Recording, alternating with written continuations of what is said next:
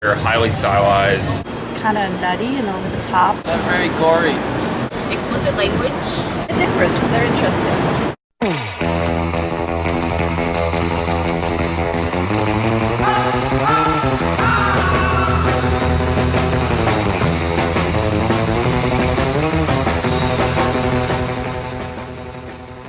Many words have been used to describe Quentin Tarantino in his films.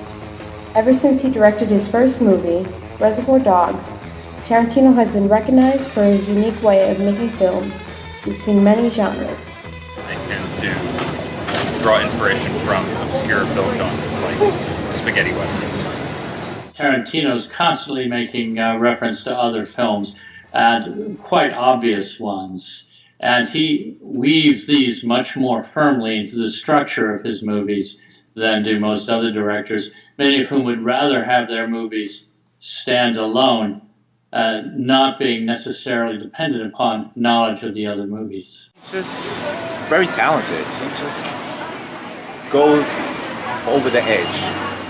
He sort of puts the story together with sort of music you don't expect, and just, I don't know, and they're quite sort of, the action's quite fast and sort of a bit pacey.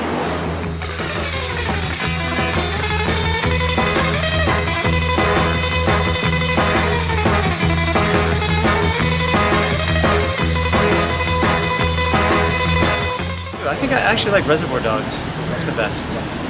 Favorite is still Reservoir Dogs, his first film. I don't think that it would be the best in terms of technique, acting, anything else. There's a rawness to it that really, though, makes it fun to watch and watch again and again. Clowns to the left of me, jokers to the right. Here I am, stuck in the middle with you. Yes, I'm stuck in the middle. And I'm wondering what it is I should do. It's so hard to keep this.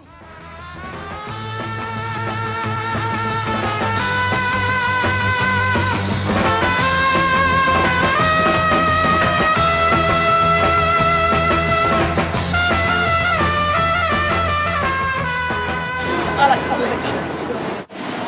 One of my favorite movies of his is Pulp Fiction. Pulp Fiction is definitely one of the best movies ever made, and it's definitely one of my favorite movies. Knock it off, Julie. What? I don't need you to tell me how f***ing good my coffee is, okay? I'm the one who buys it. I know how good it is. When Bonnie goes shopping, she buys shit. I buy the gourmet expensive stuff because when I drink it, I want to taste it. But you know what's on my mind right now? It ain't the coffee in my kitchen. It's the dead in my garage. The way it's shot, you know, he likes to do like that far away, like hallway kind of shot, like in Pulp Fiction when John Travolta and Samuel L. Jackson are outside when they're about to go into the apartment for the first time. You know, it's not quite time yet, so they walk down the hall, and you know, we kind of like keep that distance from him. He does certain things like that you wouldn't see normally in a movie because everybody's so concerned about it looking good and being close and that kind of stuff.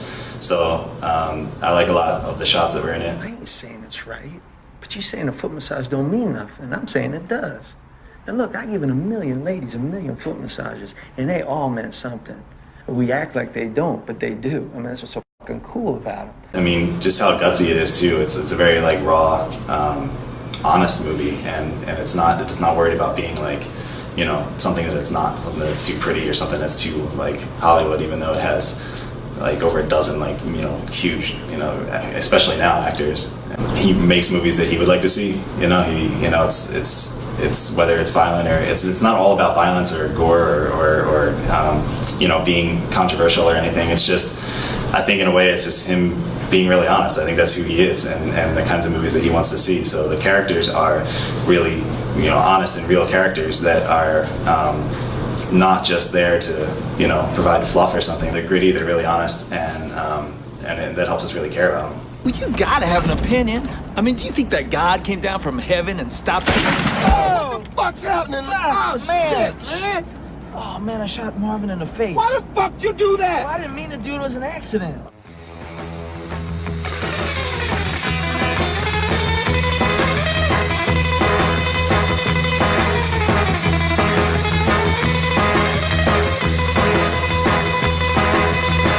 Inglourious Basterds is my favorite Quentin Tarantino movie.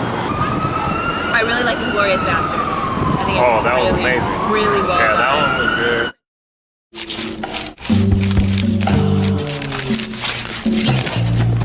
Glorious Bastards. He shows like a fantasy hero type of story that's not necessarily true to like reality, but he does it in his own like special way. Stiglitz. See how Fieder's into your Nazi boss.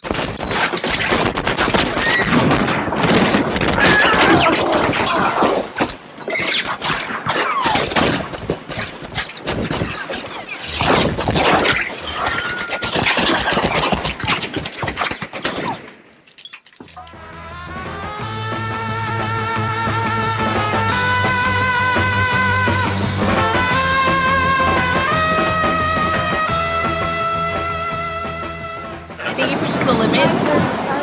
Maybe with, I guess, a good example being Django.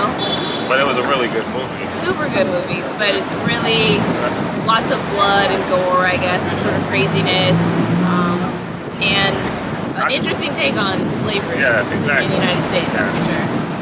But it was really good.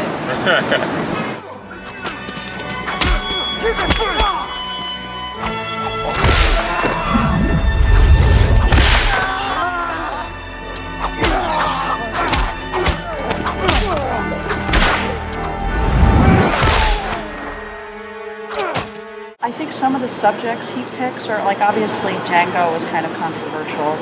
Y'all want to see some?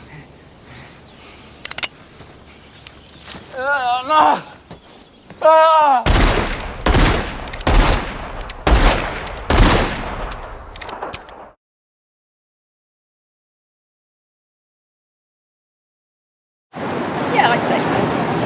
It's definitely good at making films. He's an excellent director, writer, and producer.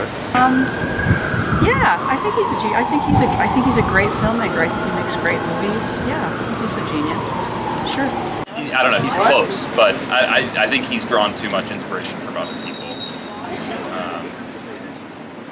He's developed some new techniques and stuff himself, but he hasn't done anything truly 100% original.